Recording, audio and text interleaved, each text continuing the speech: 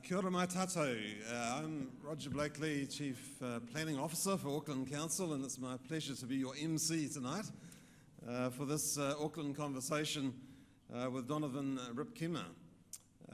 So just to tell you a bit about the process, first of all I'd like to thank the Civic Trust Auckland, Allan, Matson, the Chair, for partnering with Auckland Council on this Auckland conversation to bring Donovan to Auckland. We're delighted to have Donovan here. His timing is impeccable because we've arranged a couple of controversies relating to heritage and natural heritage while he's here. So I'm sure they'll come up during the evening. So also I'd like to thank our sponsors. So you'll see them featured on the screen, so I don't need to repeat them here, but our sponsors make it possible for us to hold these Auckland conversations, and we think they greatly enrich our Auckland community, and so we're very grateful to our sponsors. So I was just going to give you a brief three-slide presentation about the work that we're doing in Council on heritage. I'd like to acknowledge Noel Reardon and his team. Noel's here. We've got a very talented team in the heritage group, and I'd like to really acknowledge the great work that they do. And I'd just like to give a bit of a presentation about what we're doing in Council, which might help provide some context for what we're talking about later in the program.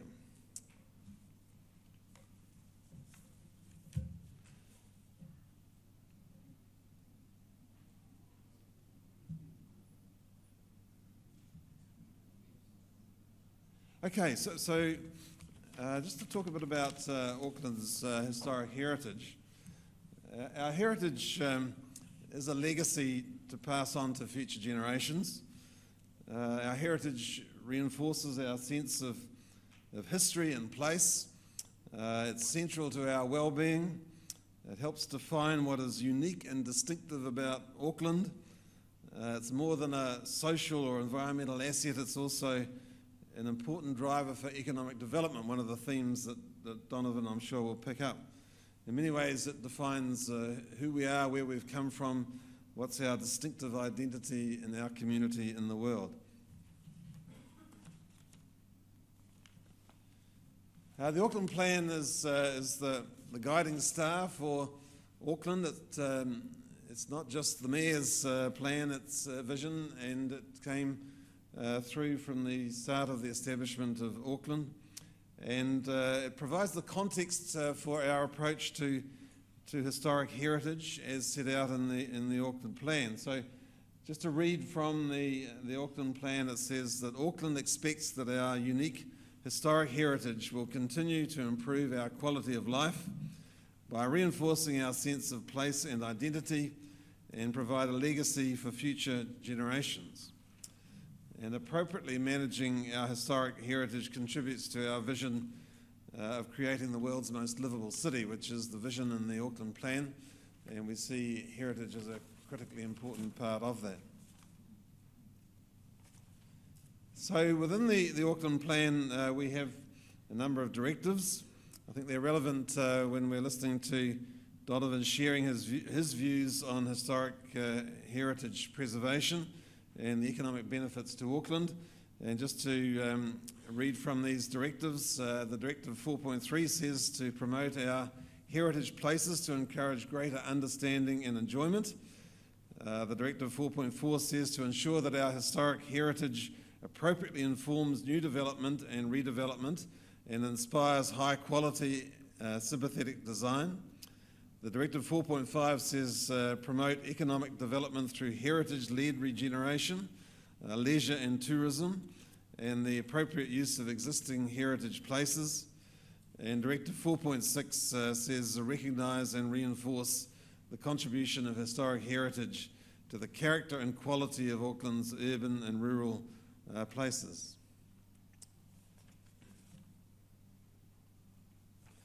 And just finally about what we do, and in particular what the heritage team, Noel's team, does. So this is just some of the key deliverables. One of the things we do is assess heritage significance. So 60% completion of assessing the proposed Auckland Unitary Plan pre-1944 areas identified for historic character and the demolition control precautionary measure in the Auckland Plan. 60% completed assessing those areas. Second achievement, that is the team has completed a desktop review of sites of value to iwi and have recently engaged iwi in assessing their value. That's those provisions for protection of sites of significance and of value to iwi in the proposed Auckland Unitary Plan. Then there's a second achievement there around strategies and policies. So within the proposed Auckland Unitary Plan, there are 2,160 scheduled historic heritage places. 128 of these are new. There are 19 historic heritage areas, and 11 of these are new. There are 3,700 sites of significance and sites of value to iwi. There are hundreds of commercial historic character buildings, and there are tens of thousands of residences in historic character areas. The third achievement area is in the consents area, and as part of the resource consents process, we are continually assessing the heritage significance of applications. And ownership, the council are the largest owner of heritage buildings in the region, which we take as a particular responsibility. And in terms of place shaping, places such as Britomart and Hobsonville Point are examples of where heritage has been a major contributor to creating great places to live. So that's a bit of background to what Council's doing. And just to tell you what the format of the evening from here is going to be, I'm shortly going to invite Hamish Keith to introduce Donovan Rypkema. Donovan's going to talk until 6:35 p.m. And then we're going to have some questions and answers. And then I'm going to invite Allan Matson to give a vote of thanks. And then we'll be out of here by 7 p.m. So it's my pleasure to invite Hamish Keith, who of course is a doyen in the arts and heritage area in New Zealand. And it's a really great pleasure and privilege to have Hamish give an introduction to Donovan Rypkema. Please welcome Hamish Keith.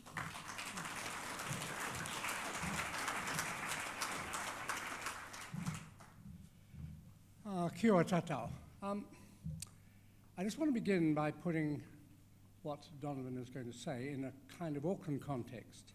It's not the context you've heard, which is a kind of stock-take and a pretty formidable one.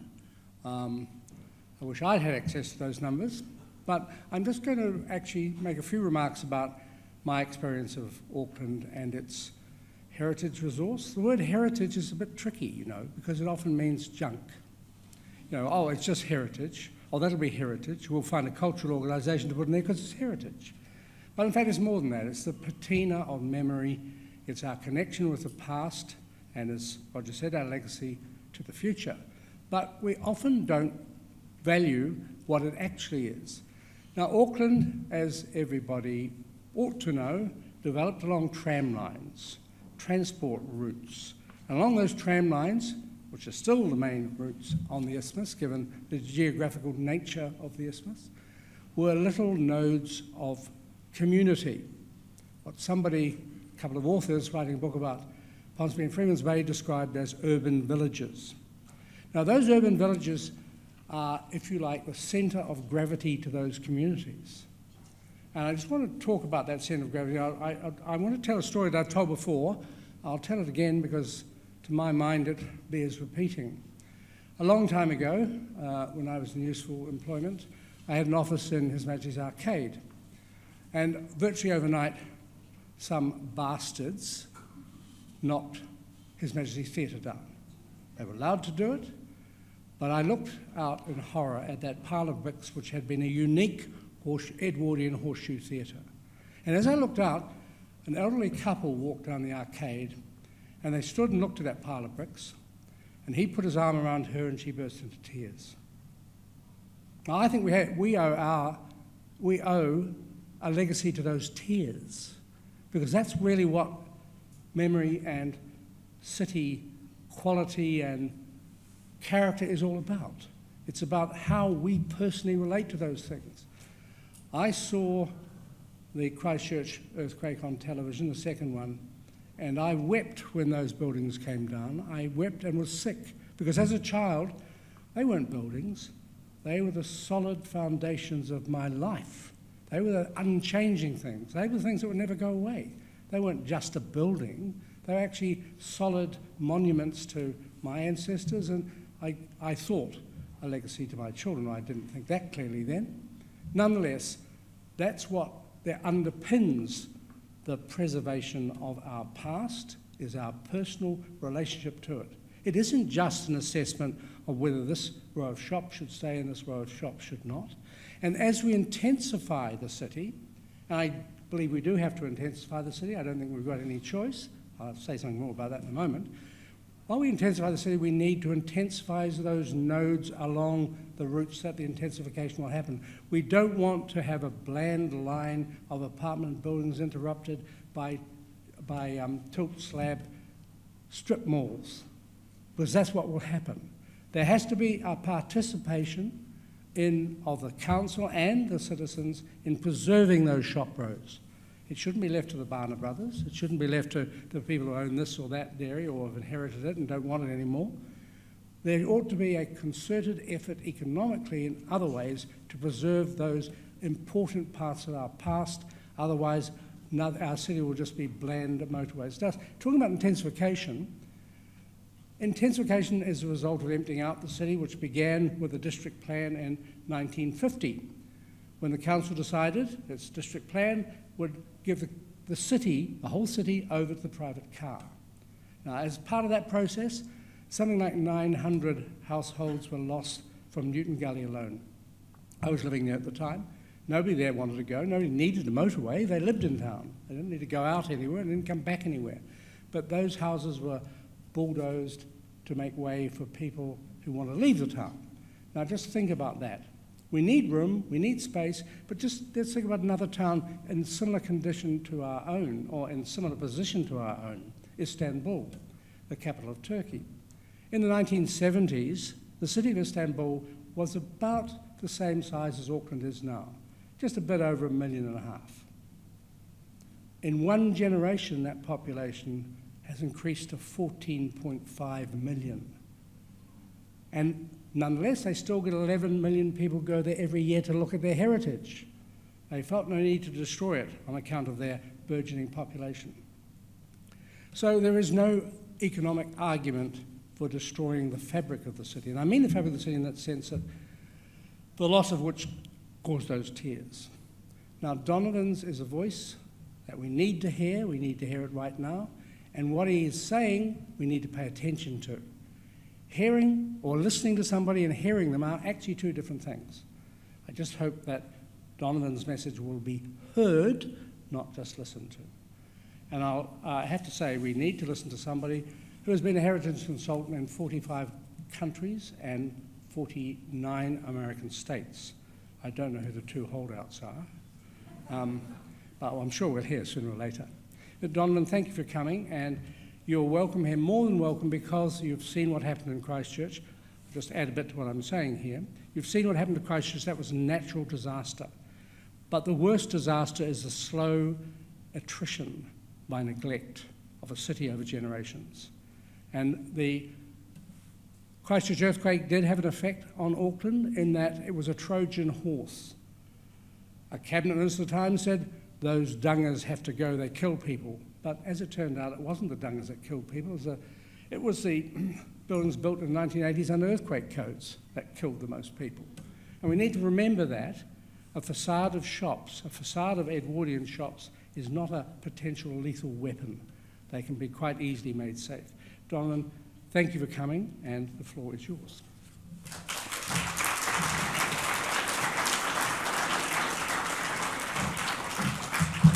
Thank you. Thank you very much, Hamish. What an elegant introduction, more than I deserve, clearly.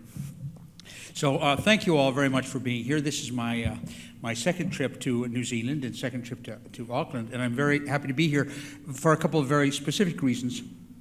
First, I was here, I think, in the late fall of 2010, I was actually visited Christchurch between the two earthquakes. But one of the highlights of my trip was visiting Britomart and hearing about that transaction, how it went together. Well, I had been thinking for some time about the role of public-private partnerships and heritage buildings. And it's a tool that is far too rarely used around the world. Well, it so happened that the following year we wrote a publication about the use of PPPs for heritage, and featured in that was, in fact, the Britomart project that I'm just still thrilled about, and then I got to go and visit it again yesterday and how it moves forward, so congratulations. It is really an international, there can't be more than a handful of heritage building PPPs around the world that are as good a transaction, a good a deal as this is. So that was great. The second reason I was here was kind of the surreal nature of Auckland. What a great city that can put up like a half a Santa Claus at the Christmas time. So I like that as well. Well, the topic was heritage and economics, but I was afraid that it might turn out to be the eternal economics seminar, and you'd all be drifting off. So while we'll talk about that, I decided it wouldn't be the whole. So here are kind of the pieces that I'm hoping to look for.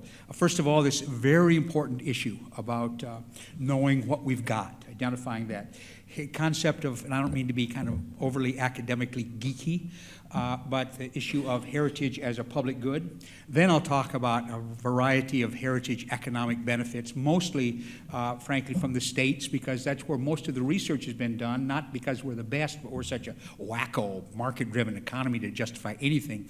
You have to look at economic benefits. Then this issue, and of course this is just central to the Auckland planning process, this heritage and good urbanism, some kind of recently emerging area of research about heritage is the relationship between heritage and environmentalism. The need, I know this is my perspective, I'm going to give it, you can throw tomatoes, but tomatoes were barred here, but this issue about incentives for heritage conservation and the whys and justification for that. And then the last two, some issues about the new understandings of the role that heritage cities play in international competitiveness. And again, Auckland's no longer just competing with Sydney or Melbourne or Dunedin. It's competing with all cities all over the world. And then finally, some international attention that in recent years has been given to this intersection between economics and heritage conservation. So that's kind of the way to go.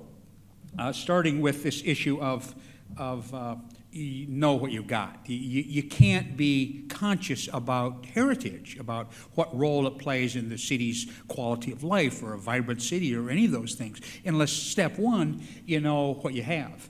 And it really is this process that works like this. That first of all, there is the identification, what is it that we have? The second is the means to protect what we have through individual designation or heritage districts or whatever it is, and then to enhance those uses, either through ownership or for investment or through incentives or whatever. But that needs to start with research, the fundamental defining what it is that we have. And lots of times, frankly, and I have sympathy for the public agencies that are responsible for it, because it is, to do it right is really a kind of in-depth research project. You spend a month on one block to really do it right. It's necessary in the long run, but lots of times, and you're in a path now in Auckland right now where there needs to be, we need to know a bunch of stuff. And what's been developed in just the last few years sorry, I keep going 1, 2, 4. Is a shortcut process. It's kind of a windshield survey that doesn't pretend to get the nuances of everything that's done, but to be a starting point for identifying what's the possible. We, in my firm, and others have done it, there's been a little other done it as well, but in one of our little areas of specialty, we've developed a very short smartphone-based survey technology that can, and we do it usually with volunteers, and end up doing kind of this windshield evaluation, averaging about a minute per property.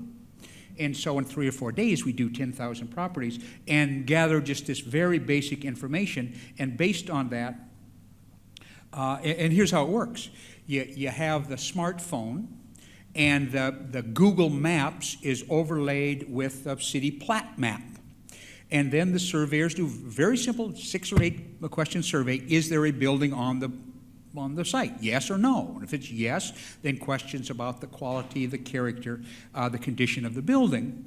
And then based on this cumulated data that then is mapped, then you can start drawing out on any given neighborhood level what is the nature of the heritage in that area. This is not a substitute for the ultimate kind of preservation survey stuff that needs to be done, but when you have to make a lot of decisions quickly, it tends to be a shortcut method that at least can say, ooh, here's an area that has a lot of high quality, high character buildings. Maybe that's where we need to go first, or our next step in this broader, more in-depth survey. Or sometimes what we use it for in a different context is saying, well, if you need to, because we work in some cities going the opposite way of Auckland, they're shrinking and there's demolition that has to take place, including, frankly, of some heritage buildings, but it's a way to identify, well, if you got to tear down stuff, don't be tearing down this stuff, go down the block. So that's kind of this importance of step one, is know what we've got. The second is an economics concept, and I'm not an academic economist, and I don't want to be excessively geeky, but this concept that heritage is really, in part, a public good. Now, there is not a nation in the world that's rich enough that the public sector can afford to take care and preserve and own all of the heritage buildings worthy of restoration and maintenance. Just isn't. And the NGO sector, as much as I love them, and thank you, Auckland Civic Trust for having me here, an NGO, but they never have any money, so they can't do it either. That means, by default, we have to look to the private sector to take care of the vast majority of our built heritage. But the problem is this, that many of the values that heritage buildings represent, in fact, do not accrue to the person who owns the building. But we're putting the responsibility on that person for a whole variety of values. So my little area is economic value, but there's social value and cultural value, environmental and educational, a whole range of values that in fact are public good values that emerge from this heritage building that some guy just happens to own. So if we think about the benefits of heritage, we usually, in most of the kinds of analysis, and much that you'll hear from me, focuses on, okay, some guy owns this building, and what does that mean in a variety of contexts? And certainly that's part of the owner is part of the beneficiaries. But the tenants are often beneficiaries of those heritage buildings on the definition, on the character of whatever it is, that the workers who work in the building or who work on the building or who work nearby the building or use the building are beneficiaries of that heritage.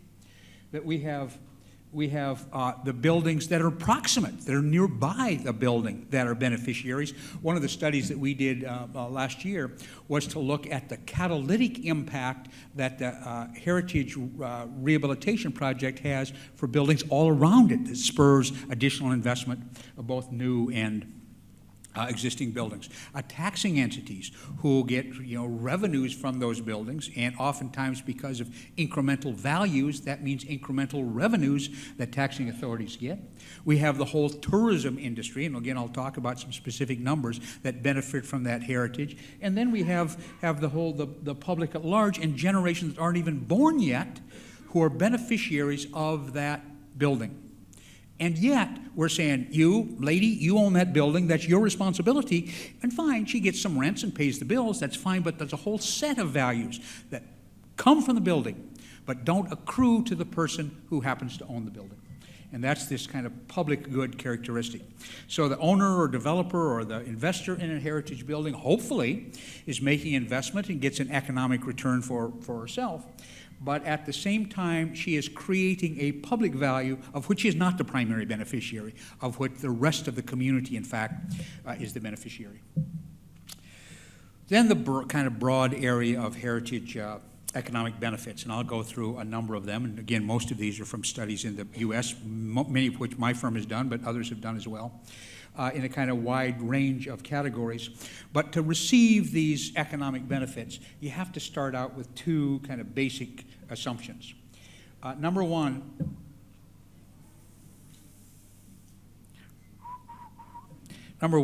you have to move the thinking beyond the monument. that is really kind of a retrograde 70-year-old concept of heritage, that the only thing we're thinking about is the monuments. Now, those are important, don't get me wrong, but that's really not where most of the economic benefit comes from. And second, there absolutely has to be a commitment to adaptive reuse. If we're going to have economic benefit coming out of those buildings, we have to be willing to use them in a different fashion oftentimes than that for which they were designed, because oftentimes that need no longer exists. Heritage conservation's contribution to the economy comes directly, as a use, its revenues, whatever. It comes indirectly from suppliers, the tourism industry, other ways. It comes functionally, what those heritage buildings do for a local economy or local city, and in its providing of context for the city as a whole. And that is part of what we heard about. You know, part of our distinctiveness as a city is its heritage buildings. Well, in these measurables, the kind of top of the list is jobs. I really am introduced as a heritage conservation guy, but I'm really in the economic development business. And at the core of economic development is there jobs? Is there somebody getting paid because of this? And so we have looked a lot at the issue of when you rehabilitate an historic building, what does that mean of people being employed? Carpenters and plumbers and plasterers and painters and whomever. Well, in the states, there's a small state on the East Coast, state of Delaware, geographically real small, but still has a sizable manufacturing industry. Well, there's econometric models that work like this. If there's $1 million worth of output, and output's anything, I sell $1 million worth of hamburgers at McDonald's, I grow $1 million worth of wheat, I manufacture $1 million worth of cars, whatever, $1 million of output. What does that mean? And it's measured in how many jobs does that create, directly and indirectly, and how much payroll income does that correct, directly and indirectly. Well, you manufacture $1 million worth of products in the state of Delaware, and there's 9.2 jobs created in the state of Delaware. You build a new building in the state of Delaware for $1 million, and you get 11 jobs. You spend $1 million rehabilitating a historic building in the state of Delaware, and you have almost 15 jobs. The same amount of output, more economic development. But those aren't just jobs, those jobs have paychecks. So those people working, manufacturing that $1 million worth of widgets, they get paychecks of about $345,000. Those workers on that new building, a $1 million building, there's about $477,000 worth of income. Spend the $1 million rehabilitating the historic building, and you have $540,000. So same amount of output, more dollars ending up in people's pockets in the state of Delaware. The state of Georgia, which is in the southeast part of the United States, a larger state population-wise and geographically, and a much more diverse economy.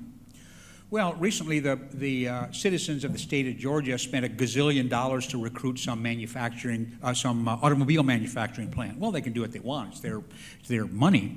But you produce $1 million worth of cars in the state of Georgia, and that's 3.5 jobs and $245,000 in income. Some of you who've flown to the States have had to fly through one of the worst airports in the world, Atlanta. It's a horrible place, horrible airport. But $1 million worth of those airplane tickets, it's 8.7 jobs and $476,000 worth of income. You build a new building for $1 million in Georgia, about 15 jobs and $616,000 of income. You rehabilitate an historic building, spend $1 million, 18 jobs, $750,000 in income. Where is the economic development? And it's not in that damn automobile plant. So the first broad area is jobs. The second is this impact of local district designation on property values. Now, I got to tell you that you may have a big property rights contingent in New Zealand. You can't hold a candle to our property rights guys. And often there's this issue of if you're in an historic district, it means more regulations. You got to go through more hoops. And if there's more hoops, prima facie, it's going to have an adverse effect on my property values. That's the chain of reasoning. Absolutely, unequivocally, study after study, methodology after methodology, part of the country, researcher, independent. It's absolutely untrue. In fact, the opposite is generally true. There's a great study by a firm of real economists, not like me, who kind of bluff my way through, but guys who really know what they're doing in Philadelphia, city in one of the older cities in the U.S., and looked at the 30-year history of property value change in Philadelphia. And again, some of you know this, most of you probably don't, but we have a weird system in the United States. We have a thing called the National Register of Historic Places, and you can have both individual buildings and neighborhoods on the National Register District. But National Register District provides no protection whatsoever. Zero, zip, zilch, nada, nothing, no protections. You could be if it's a private owner of a National Historic Landmark building, the highest category, and you could tear it down tomorrow. No protections from national listing. Any protections that emerge for heritage buildings come from local ordinances, city-level ordinances that create historic districts or individual landmarks. So usually in this value analysis, we say, what's happened to values in National Register districts, what has happened to properties in local historic districts, and what has happened to values of properties in the rest of the market. So here was Philadelphia. In both cases, the National Register district, the historic districts, both national and local, outpaced the rest of the market, but the one that appreciated most over that 30-year period was, in fact, those subject to the regulation, those in the local historic districts. Now, what I often tell people who serve on preservation commissions in the state, nobody's paying a premium for the right to appear before your goofy commission. They're paying the premium for the confidence that the lunatic across the street can't be doing something to his property that has an adverse effect on the value of my property. What they discovered in this very extensive Philadelphia study is that when a local district is generated, it creates about a 2% bump in values, and then in the time period after that, it outpaces the rest of the market by about 1% a year. I took their data and resorted it a bit, and here's what looked like to me. That being an historic property, measured by being an historic district but not in a local district, generates a preservation premium of about 14%. People are paying extra for a great historic house, but they're paying even more of a premium for historic property in a neighborhood where that character and quality of that neighborhood is protected. Here's the city of Savannah, southeast United States, one of the most historic and most wonderful cities in the historic cities in the United States. And we looked at the values in Savannah and in the 4 local historic districts, and we looked from 1999 to 2014. And if you can think of, because your market would parallel ours to somewhat, is that for the first 5 or 6 years of that, there was kind of lunatic rates of appreciation, and then the international financial crisis in the U.S. that mostly manifested in real estate, where things crashed and then stabilized, and some places are beginning to come up.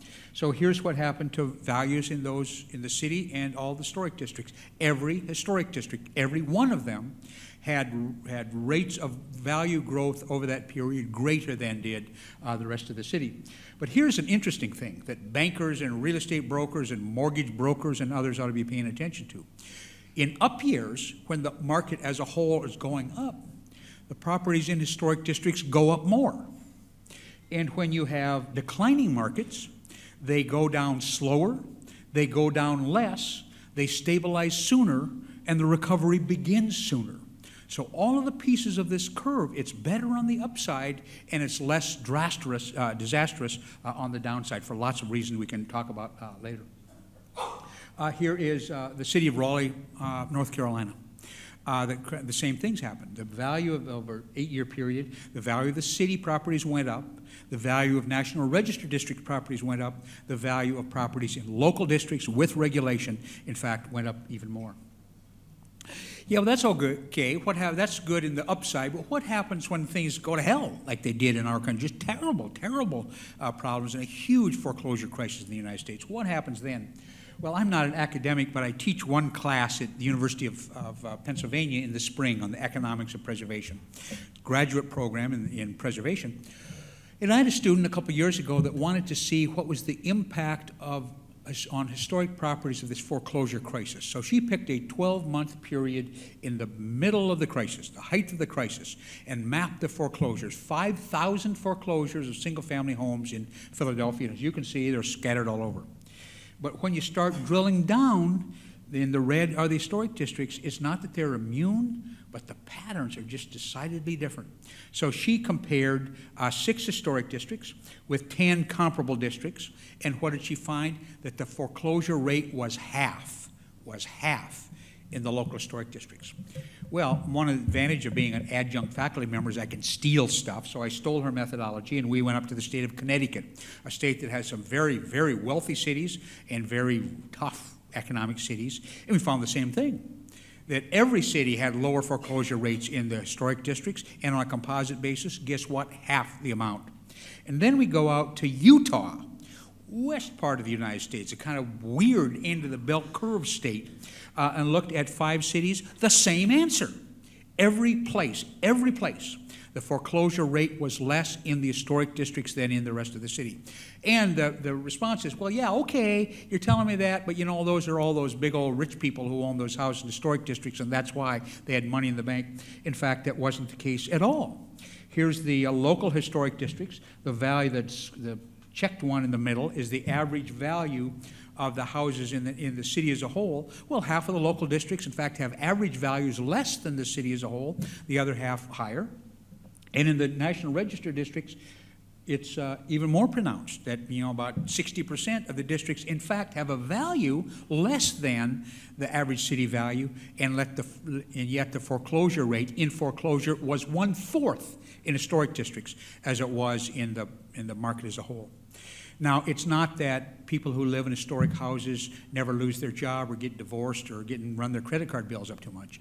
What's happening, I think, is that if I get in financial trouble because of this, the economic geek term is lower downside volatility, when the market is falling, it's not falling as fast, that there's still a market for those houses so I can get the property sold before, in fact, it goes to the foreclosure process. Then the next area is heritage tourism. Now, too often, when you say economics and historic preservation in the same sentence, the response is, oh, you must mean heritage tourism. Yeah, my goal in life is to break that automatic assumption that that's the only way that heritage contributes to the economy. I like heritage tourism, it just isn't the only way. Having said that, it is a big extra benefit. We recently finished a study in San Antonio, Texas, which is where the Alamo is in the U.S. And we looked at visitors to San Antonio. And we worked with a giant survey firm that gathers data on what people do and how much they spend and where they go and so forth. And we figured that about 58% of the visitors, overnight visitors to San Antonio, could be qualified as heritage visitors, a little over half. A little less than half of the day visitors coming in would fall into the heritage tourists. But the big 5 areas of tourism impact are these: hotels, local transportation, food and beverage, retail purchases, and then kind of amusements, education, whatever. And what we found with both the overnight and the day visitors, in every one of those categories, the people who were the heritage visitors spent more than the people who were coming to play golf or to do business or whatever. It's not just heritage tourism is good, is that heritage tourism has incrementally a bigger local economic impact than the people who come to play golf or go to the casino. What that meant in the city of San Antonio is there's 34,000 people who directly have their jobs attributable not to tourism, but to the heritage portion of the tourism in San Antonio. Well, then you go to the other side, and here you have Philadelphia. Again, it's the cradle of American democracy, Independence Hall, big thing. And there was an analysis done there, 5 counties in southeastern Pennsylvania, and huge numbers, $3 billion in output, 45,000 jobs, almost $1 billion in wages. Big numbers, but it's Philadelphia. Big numbers, not surprised. Arkansas. Not only have none of you ever been to Arkansas, most of you have never heard of Arkansas. And in fact, only 16% of the visitors to Arkansas would be categorized as heritage visitors, but they spend 30% more than do other kinds of visitors. More likely to be out of state. And when you're doing, you know, if somebody from one town in Arkansas goes to another town in Arkansas, well, the second town benefits, but in terms of the state's economy, there is no difference, doesn't matter. So the edge is when you can get visitors from outside your jurisdiction, and that was more likely to be true of heritage visitors. And just that heritage portion, relatively small portion in a relatively kind of goofy state, 21,000 jobs, 319,000 in million, and importantly, when governments all over the world are trying to figure out how do we get the money to fix potholes, $74 million in tax revenues just from the heritage visitors there.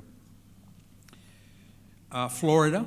Many of you have been to the States, have probably been to Florida, and we think about that as beaches, Disney World, and golf. And by 3 orders of magnitude, tourism is the biggest industry in Florida, but almost half of U.S. visitors who go there, for whatever reason, visit an historic site while they're in Florida, and it's $4 billion of economic impact just from the heritage portion of visitation to a state not remotely known for heritage resources. The U.S. Department of Commerce does a good job of surveying international visitors who come to the United States by plane. And so that eliminates the kind of daily crossovers from Canada or Mexico. So you're on a plane, I mean, you're serious, you're getting on a plane and flying to the U.S. And so they do a survey, and they have a category called cultural tourists. And the tourism industry kind of pretends things are exact. They aren't. But all heritage visitors would be called cultural visitors. There would be some cultural visitors that probably wouldn't be heritage visitors. So you go to the opera in a new opera house, you'd be a cultural visitor, not a heritage visitor. But probably my best guess is about 80% of cultural tourists are heritage tourists, enough that the numbers will be kind of consistent. So what did they find? They spend more nights in hotels in the U.S. than other kinds of tourists. They visit 2 or more states at much greater frequency. Look, if you're somebody from another country and go to the U.S., you're going to go to Florida, New York, or California. And the other 47 states have to rely on tourists more willing to go other than one of those 3 places. And that's true of the heritage visitors much more than other kinds of visitors. Their expenditure per trip is greater. 470,000 international visitors to the U.S. go to visit historic sites than go to amusement parks. 785,000 more go to historic sites than go to the beach. 3 times as many visit historic sites as go to casinos. 4 times as many visit historic sites than play golf. So if you're looking for an edge, not just tourism, heritage-based tourism is the kind of extra income. And this is stuff true not just in the U.S., but all over the world where this kind of analysis has been done. And then the last thing, and some of you are probably involved with specific historic sites. We did a study again in this state of Utah where lots of their sites, historic sites, are quite remote. You have to drive a hell of a long way to get there. And what's interesting is often like the poor historic site manager goes to the city council and says, can you help us pay the light bill this year? And they'll say, well, geez, you guys aren't even footing the bill of your own, your revenues aren't enough to pay your own operating costs. You're a drag, not a benefit. Well, only about 7% of the heritage visitors' expenditure is at the site they went to visit. That was the magnet that brought them there, but 93% is spent on the rental car, on the gasoline, on the hotel, on the retail. So there's a whole bunch. It's kind of like the loss leader at the big department store. No, they're losing on that deal, but they get you in the door to spend your money, and that's exactly what heritage sites are doing. So that's the kind of broad area of economic benefits, and I'll be happy to talk about some others. But I want to talk about this area that really is emerging as where we've been looking a lot, and that is the contributory role of the built heritage to just good urbanism. And I'll talk about a number of measures. One of those is this issue of walk scores, walkability. And it has emerged all over the world as kind of a major thing in the U.S. just in the last decade. Kind of started out with the planners and what we call the smart growth people saying, you know, good cities are going to be walkable cities. And then it moved to the public health people saying older neighborhoods, because they're more walkable, are better for things like obesity and diabetes and other kind of things that walking responds to. And finally, the real estate people finally get on board and said, woo, you know, what people are looking for is walkable neighborhoods. And the walk score is, you can go online, type in any address in America, and it will give you a walk score from 1 to 100. And the higher the score, the more walkable it is. We happen to live in downtown Washington, D.C., exactly halfway between the White House, 8 blocks to the west, and the Capitol building, 8 blocks to the east. Thank God nobody from either place has stopped by our apartment, but that's where we are. Our walk score, by the way, 100, top of the pyramid. But here we looked at the walk scores of every block in every historic district. This happens to be in San Antonio.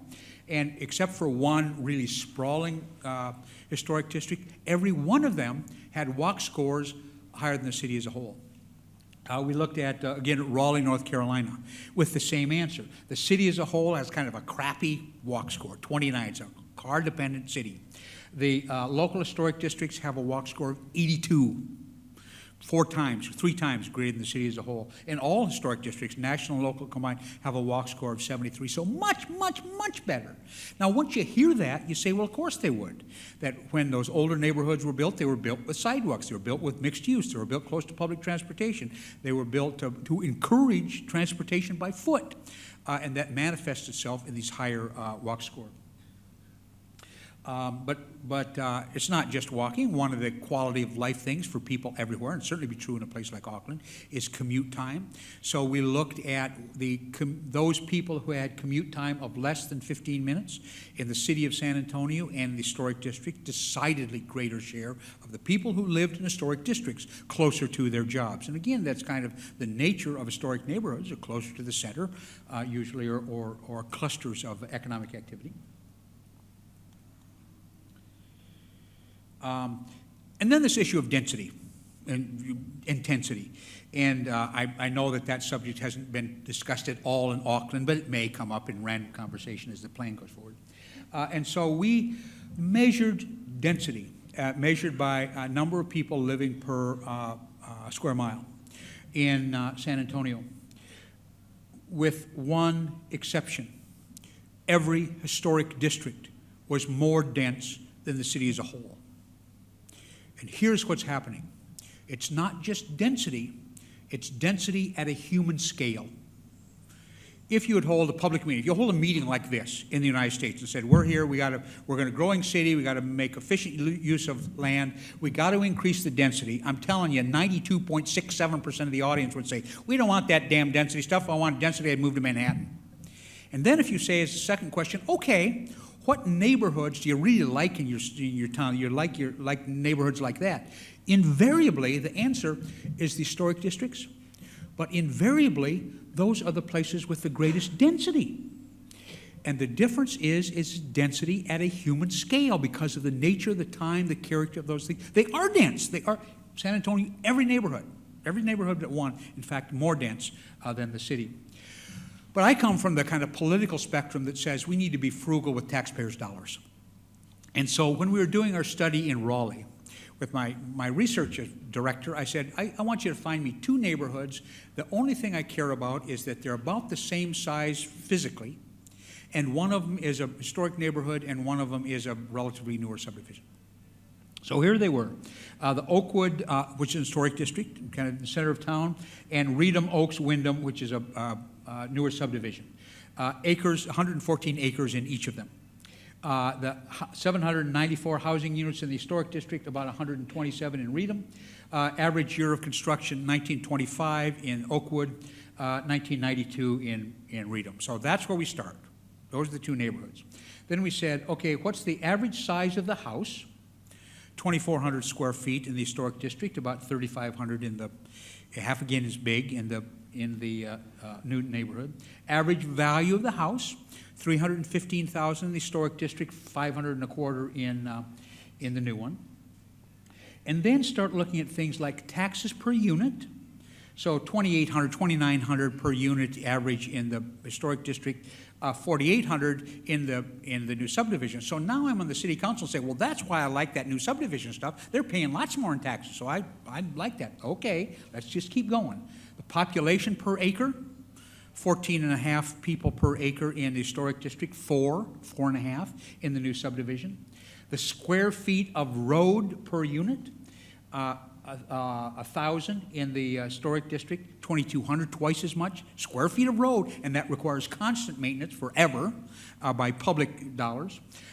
Taxes per acre, when you translate it back to taxes per acre, 22,000 per acre in the historic district, 5,300 in the new subdivision. Water and sewer lines, which ultimately have to be replaced. The per unit cost of water and sewer line replacement, 8,800 in the historic district, 25,000 in the new subdivision. And the property taxes generated from each of the areas, 2.3 million in the historic district, 610. Density is not just about how we accommodate 1 million more people over the next 30 years. Density is also about how we accommodate, how we're fiscally responsible, which is also one of the priorities in the plan.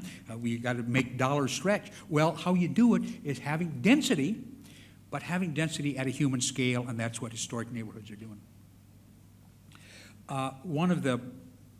I live in Washington, D.C., and we live in the district, but we're surrounded by Virginia on one side and Maryland on the other, and so we have a metropolitan area of about 3.5 million people. The economic development director for Arlington County, which is in Virginia, just across the Potomac River from where we live, did a great study just a couple years ago on density patterns in the whole Washington metro area. And he is a PhD economist guy. But he said there's a couple of things to the equation. Number one, we can't measure density simply by how many people live per square mile. We have to say how many people live, where are their jobs, where they're shopping. That all three of those need to be part of the density equation. And so using this kind of revised, he looked all over the metropolitan area, and the most dense places were not in the high buildings out in the Dulles corridor. What he said was relatively high-intensity development can be achieved within constraints proposed by height, form, and texture of traditional communities, as is demonstrated in places such as Georgetown and Alexandria. Georgetown is a late 18th century, both of them are late 18th century cities of a small scale, 2- and 3-story buildings, but that, in fact, was among the highest density in all of the Washington metro area. Good urbanism, I'd suggest to you, has a number of components. Certainly, this issue of density itself is an important thing for good urbanism. You just need it for all kinds of reasons. You also need affordable housing. You need historic preservation. You need small business incubation, and you need public transportation. All of those need to be equal parts of the equation.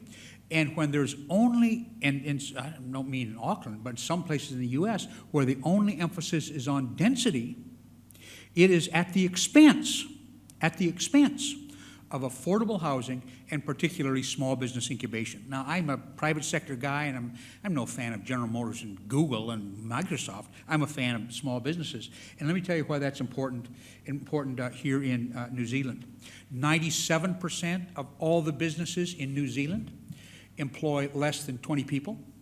96% of those are independently owned businesses, so they're not owned by some giant guy someplace. Those businesses provide 28% of the GDP and 31% of the jobs in New Zealand. This is a key part of your economy. In 2012, those small businesses were responsible for 41% of the growth in jobs in New Zealand. And 23, small country like yours needs to have a good foreign trade activity. And 28% of those people, in fact, are exporters, even though they're little guys. It's the only thing I'm going to be of use my whole week in New Zealand is this. You can't build new and rent cheap. It can't be done. You cannot build new and rent cheap unless you build crap. And that's not how you get to have a quality city, or you have deep subsidies, and there's not particular inclination. What does that mean? Well, for small businesses, typical small business, just as a general rule of thumb, the amount that the end of the year, of all the dollars I take in, about the same portion of that revenue goes to rent as goes to profit. And if I have to sign a lease that's twice the amount, there's not going to be any profit. And if there's not any profit, there's not going to be a lasting small business. So we have to figure out how to have rents that small business can afford. And one of the really underappreciated, forget heritage designation and monuments, just old stuff. One of the extraordinary contributions to a local economy is this role of natural incubation for small businesses, and they are vital for your economy. This, again, going back to Raleigh, North Carolina. And Raleigh's a city not unlike Auckland. Very vibrant, rapid growth, high education levels. 3 universities bringing in lots of students, including lots of international students. So we have lots of comparabilities and lots of new construction going on in their center city. But in fact, of the businesses new businesses going into downtown Raleigh, less than a third of them went into new construction. Almost half went into historic buildings, and the rest of them went into older buildings that didn't happen to be designated. Those are critical for small business to survive. The National Association of Realtors in the U.S. Does every few years a thing they call their Community Preference Survey. And this gargantuan survey about people who are going to buy in the next 5 years. What are you looking for? Well, here was the top of the list. Close to shops, restaurants, and offices, shorter commute, but smaller home, willing to trade off the size of the house for the length of the commute, available public transit, a mix of homes by size and stuff, and a mix of incomes. That is true in historic districts. It is not true in new subdivisions. Doesn't mean we shouldn't have new subdivisions. We're going to need them. But in fact, at least our market, vast majority saying the kinds of characters we want are the characteristics found in historic neighborhoods. Then this area of research that's kind of been emerging in the last few years, and that's this role of heritage in the environment. I don't want to pick on the Greens in New Zealand. You're hopefully much more enlightened than the environmental movement in the United States. Environmental movement in the United States is extraordinarily myopic, condescending, self-serving, and narrow in perspective. I don't feel strongly about that, but I just toss it out. And have dismissed heritage buildings and saying we got to get rid of that stuff because it's bad for the environment. So there's been a great degree of research in the last few years, and the U.S. National Trust set up this great research center called the Preservation Green Lab. And one of their first research projects was to look at a variety of building typologies in a variety of regions around the country and look at the alternatives between tearing something down, throwing it away, or rehabilitating it, and that versus building the green gizmo, LEED certified, blah, blah, fourth grade spelling star kind of things. And what they found is the most energy efficient new building will take 10 to 80 years to recover the environmental cost of throwing away the existing building. And I'm telling you, most of those buildings are going to last 40 years, let alone 80. And in nearly every category of buildings and region, in fact, the rehabilitated historic building was better environmental choice than the green gizmo building. An environmental economist and investment banker in the state of Maryland looked at this kind of energy measurements, and they used as their model, what if our choices are we take an existing 50,000 square foot warehouse, rehabilitate it and use it for whatever, or we go at the edge of town and build a new 50,000 square foot warehouse. And so in the end, they have the same utility. What are the differences in the environmental measurements of those two decisions? Well, a 20 to 40, the preservation option, 20 to 40% reduction in vehicle miles traveled, a reduction in CO2 emissions, embodied energy in that existing building of 55,000 million BTUs. For environmentalists, 5.2 acres of greenfield saved by reusing existing building as opposed to building at the edge, less construction debris, saved in infrastructure costs. In fact, the preservation projects are estimated to save 50 to 80% in infrastructure, and that's always on the part of taxpayers that pay that infrastructure. Then in New York City, Mayor Bloomberg, who was the most recent mayor, decided before he left office he wanted to set New York City on the path to be the greenest city in the world. And good businessman that he is, he said, well, thing one, we have to go and measure, do an energy audit of the buildings here to see where we're spending the energy money. This was not a historic preservation project. This was an energy use project. So they looked at tens of thousands of buildings, and they measured the energy use per square foot of those buildings. Contrary to what the environmentalists have been telling us for 30 years, the least energy use per square foot was the buildings built prior to 1939. And every decade subsequently, it wasn't more efficient, it was less efficient. More energy use per square foot every time you added another decade in age. So throwing away historic buildings by saying, well, they're energy hogs and we got to throw them away, is absolutely lying to yourselves. And the U.S. environmentalists lying to the rest of us. In the study in Utah, we hired a professor at the University of Utah who's a real kind of the caricature of an engineering geek. You know, he still had like pocket protector and 6 different colored pens in his pockets. But knew his stuff, and he had this model called materials flows. If you think about building a building, you got to get something out of the earth or cut down a tree or whatever. You got to haul that someplace. You have to process it into a building material. You have to haul it to the site. You have to incorporate it into the building. You're going to use it for 3 years or 30 years or 300 years. Then something happens and you throw some away or whatever. But that's this whole cycle, each of which has environmental consequences. So his model was to take 3 alternatives. That we could take an existing historic building, relatively small in scale, and fix it up so it's very energy efficient, good windows and all that stuff. Or we could go out to the suburbs and build a new house of the same size. Or we could tear down the existing building and build a new house on the same site of the same size. And lo and behold, the suburban choice was 4 times the overall materials flow cost as the rehabilitation, and the demolish and infill was in fact 7 times more materials flow cost than rehabilitating. Now, if you're going to be, you can't be and claim to be an environmentalist and not have heritage conservation at the core of your environmental agenda. Well, the last 2 I want to mention to you, if I can get the slides to move forward, is this issue of need for incentives. And again, I don't mean to be geeky about this, but there's in the real estate development, that's what my background is from, there's the concept of cost and there's the concept of value. And cost is how many dollars am I going to have to reach in my pocket or borrow from the bank to build this building. Value is, when I'm all done building it, what's it worth to somebody else, to the marketplace, to rent or to buy?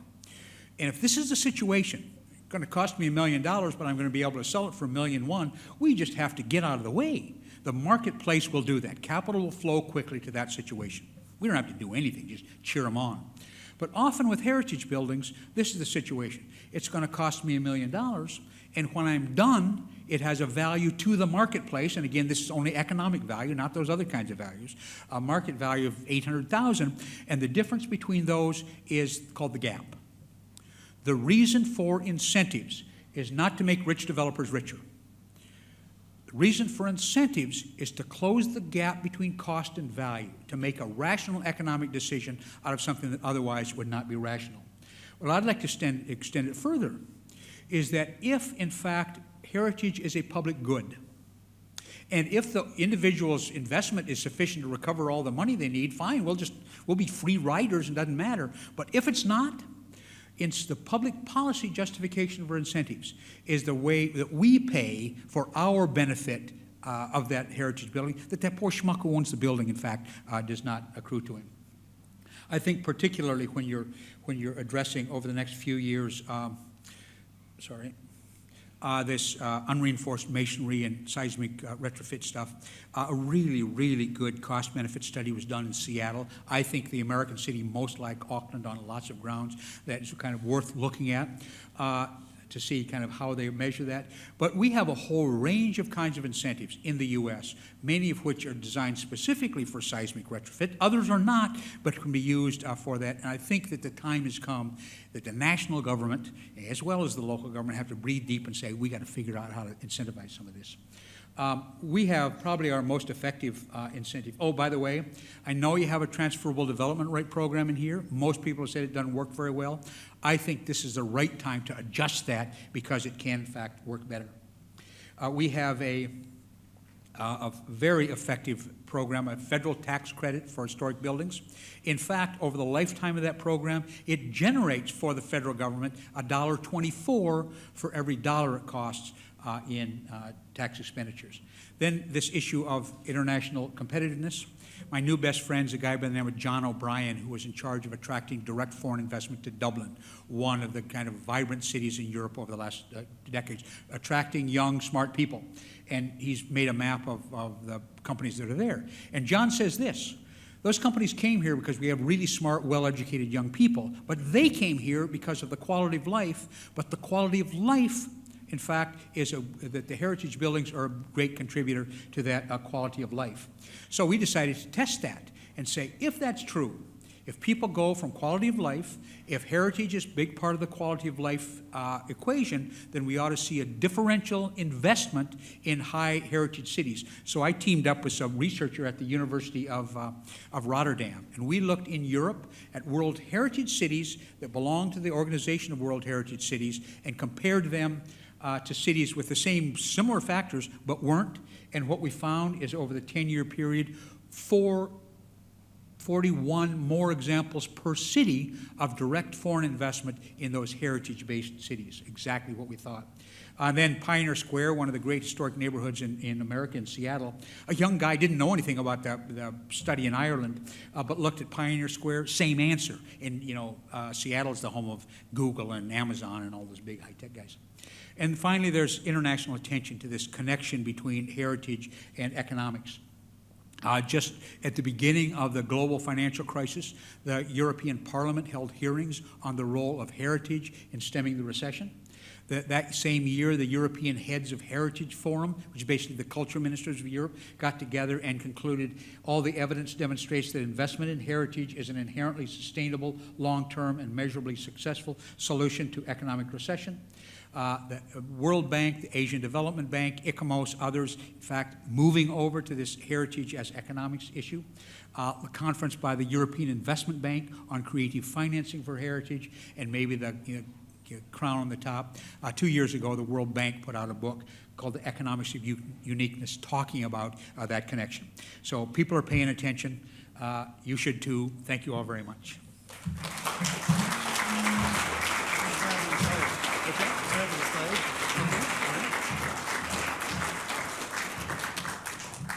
Well, thank you very much, Donovan. So now we have about 15 to 20 minutes available for questions.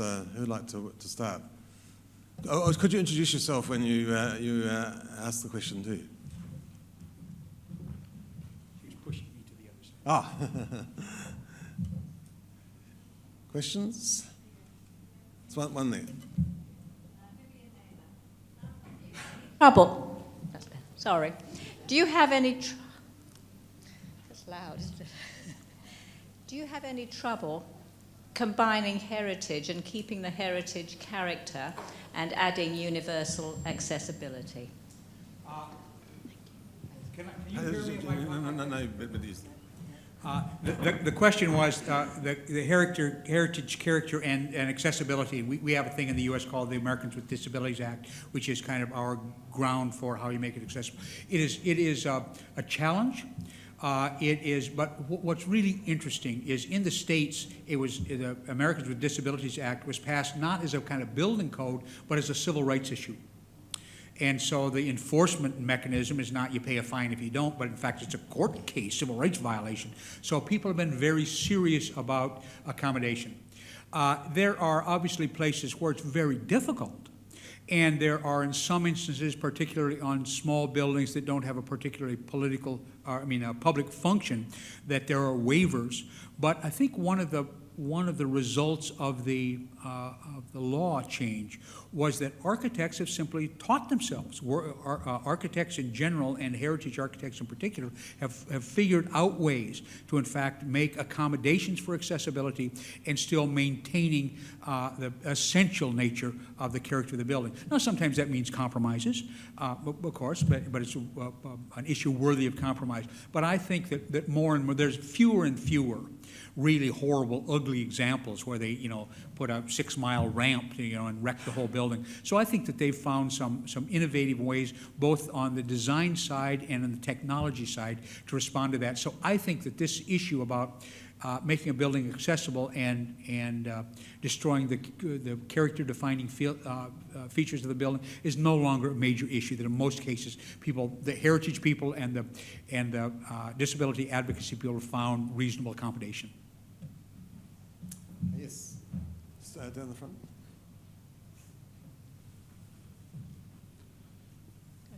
Suzanne Stone, Pukekohe. Is this an age thing? I mean, is it that the older people like the heritage building, but the younger people coming along, are they going to be of the same mind? What's very interesting is that there has been some posits in the U.S., and I don't know if it's the same in New Zealand, but we have these two giant demographic bubbles. Old guys like me who are in the baby boomer side, and the young millennials who are, 20 to mid-30s. There's been some talk, just essay talk, about that there seems to be a real coincidence of interest in terms of what they're looking for in cities between those two groups.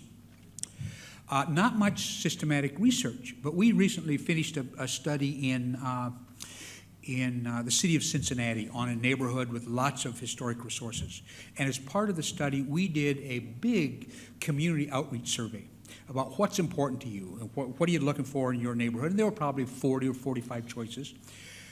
The two age groups, the 65 and up and the 20 to 35 or something, 8 out of the 10 of their top priorities were exactly the same.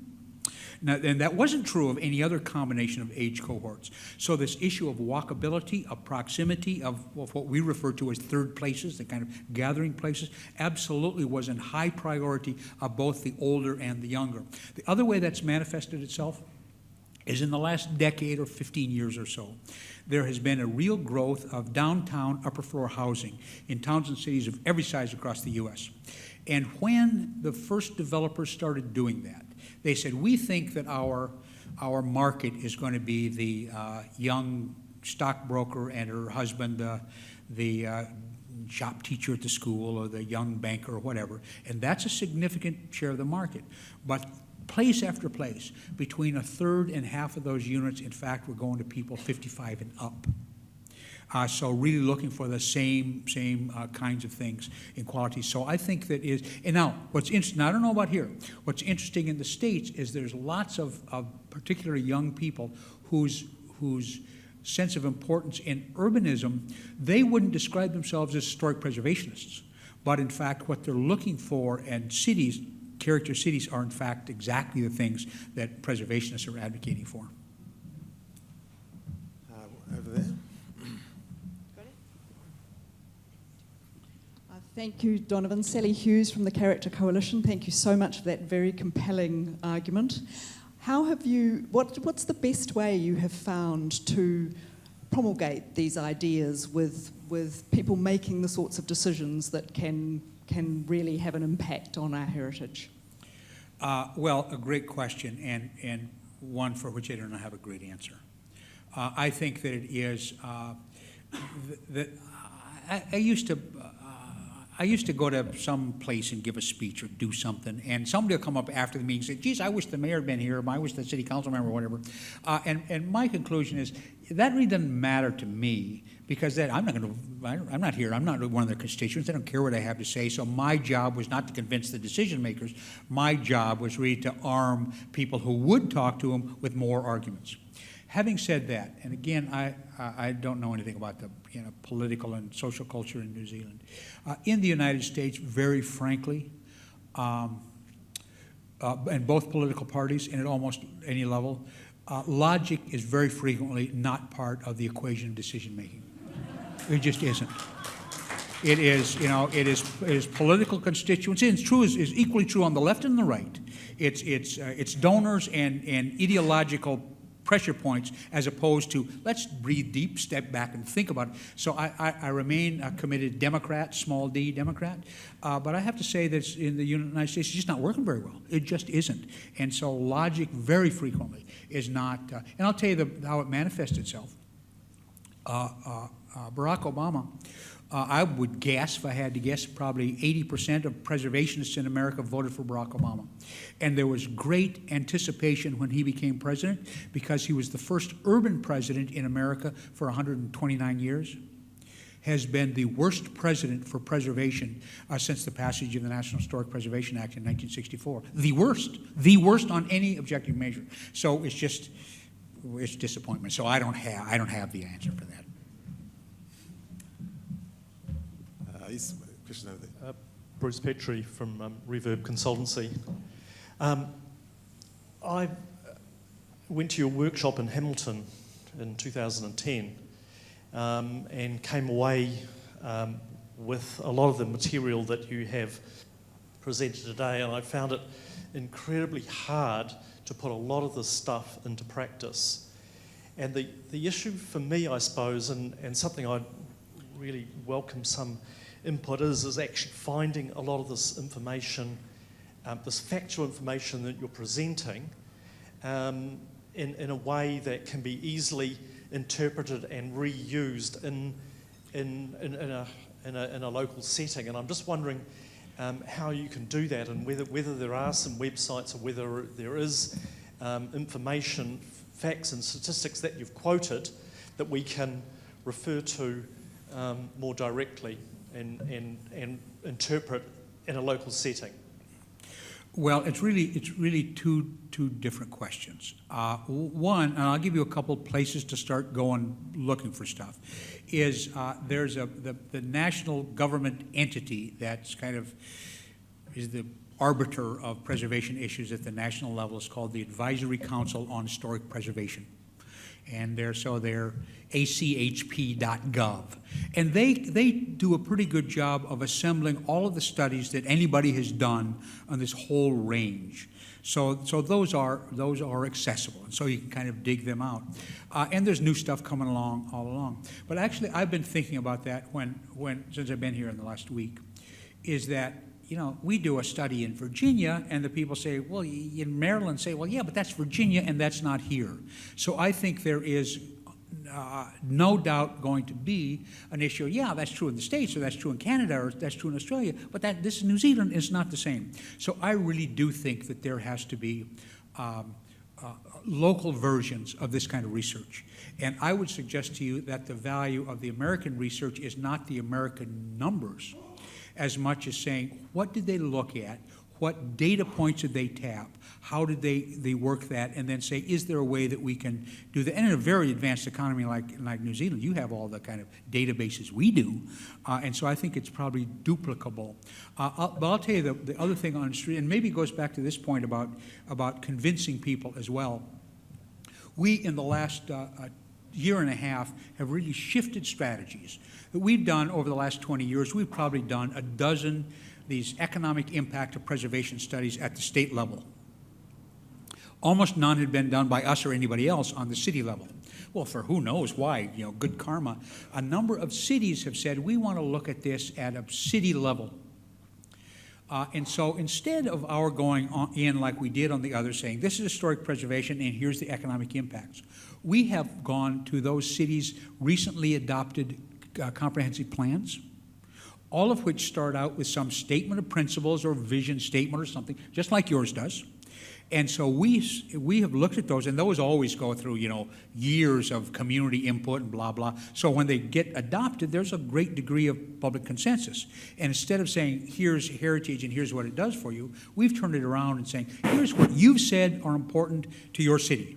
Vibrant neighborhoods, healthy economy, whatever those are. And then we have looked for 3 or 4 metrics that heritage conservation advances your set of visions. And I think this is a great opportunity in Auckland, particularly where you are now, to take those kind of vision statements, principles in the planning process and systematically look at, okay, how does heritage, not advance just the heritage portion, but the rest of them as well. And I think that might be possible. Actually, I have some good news for you, is that Donovan's presentation will be on our Auckland Council website, as we do for all presentations. So all of that fact-filled presentation will be on the website, and I think we're recording it as well, aren't we, Susan? Yeah, so you'll be able to you'll be able to, thanks to our recorders down there, you'll be able to view the video on the website as well. Next question. Are you down the front here? Oh, sorry. Yes, sir. Yes. Thank you. William Atkinson from Devonport. I'd put it to you perhaps that our greatest monument here, you talked about the monument, is in fact our harbour, because without a harbour we wouldn't have this city. The harbour's the place where people originally came with their canoes and then were able to feed themselves, and we brought bigger canoes with sails and so on. The question then is, could you give us some guidance as to what cities you're familiar with that have taken their harbours as serious historic precincts and are making good efforts to enhance them? Thank you. Well, I think that there's very mixed examples in the States, and in that area, and I know there's old people whose old career is just kind of harbor redevelopment. There's very mixed experience. I think the city of Baltimore has a wonderful harbor that is much less than yours is. It's still a kind of active, real seafaring kind of harbor. But it really has become the central core of the identity of Baltimore, and they have done a great job. I'll give you a second example that I think has done a great job, and I'm going to call it waterfront as opposed to harbor, but with similar situation, and that is Pittsburgh. That Pittsburgh is built on 3 rivers that coincide, and so there was, and it was the big steel center in the U.S., so it was the water was used like a port. They have done in the last 15 years an incredible job of the redevelopment of their waterfront space. Now they incorporate when it's available heritage buildings, but it's much broader than that about kind of utilizing that. A number of places are, in fact, in San Francisco is probably the great example, who had closed themselves off from their harbor with kind of stupid flyovers and have removed those back to surface level automobile transportation to open up the harbor. So I think that there's lots of them. I'll give you one sidelight. You can call this good or bad, but the state of Washington, which is where the city of Seattle, it's a big port city, has recently legalized marijuana. Okay. Well, they're going through a redo of their comprehensive plan, and they're intensifying some places and opening the harbor, taking another thing. But the people who have a bunch of industrial buildings that historically have served the shipping industry have said, don't be changing our zoning up here. We got to keep these buildings in place because that is part of our economic history. We don't want to lose that. And so the city planner's telling me that, and he said, but here's the reason. Now 80% of those shipping warehouses, they're for pot growing, so that's why they don't want to change the buildings. I don't know if that's good harbor news or bad. But. We've got time for one more question, and just down the front here. Okay. Kay Condon, I'm from Birkenhead. You see our beautiful New Zealand's only sugar factory on the waterfront, the pink building across the harbour. Really interested in what you had to say about convincing the property owners and the fact that such a high percentage of them are small business property owners. Heritage for a lot of them is a dirty word because they immediately look at it as being a big cost. And is the only benefit that you see the only solution that you have to help close that perception gap in terms of the value about incentives from council, or are there other things that you can do with small business property owners to help contribute back to the public good? Well, I think that's a very good question, and I do think that it's not, you just can't wave the wand and adopt some incentive and say that solves it all. And that's why I'm a big fan of things like business improvement districts, so that there is a way to channel through. Because I tell you, I work with lots of them, and a whole lot of small business owners are lifetime members of the Downtown Whiners Association. So, whatever happened, it's better, last year or whatever. But I do think, but the trouble is, it's real hard to be in small business. It is hellishly hard to be in small business and survive. And they're not working any 40-hour weeks, they're working 70-hour weeks. And the trouble with that is that then they miss opportunities that the big corporate guys go to. Here's how we improve our marketing. Here's how we improve our accounting system. Here's how we get our HR system working better. They have to make it up. And so I think that we really have to think about it comprehensively, where helping them address heritage issues is just one of a whole range of kinds of assistance, because they are very valuable and their margins are very small. And so we just have to figure out how to help them on a whole range of areas, including including how to comply with heritage requirements and everything. Thank you all very much. So, Donovan, do you want to take a seat over there? Okay, yeah.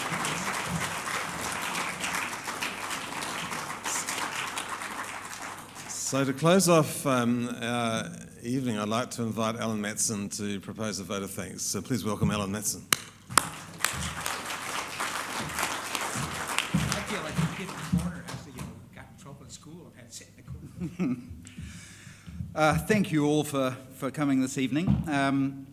I'm president of the Civic Trust, and Civic Trust have been around since about 1968 and have had a long interest in heritage and good planning.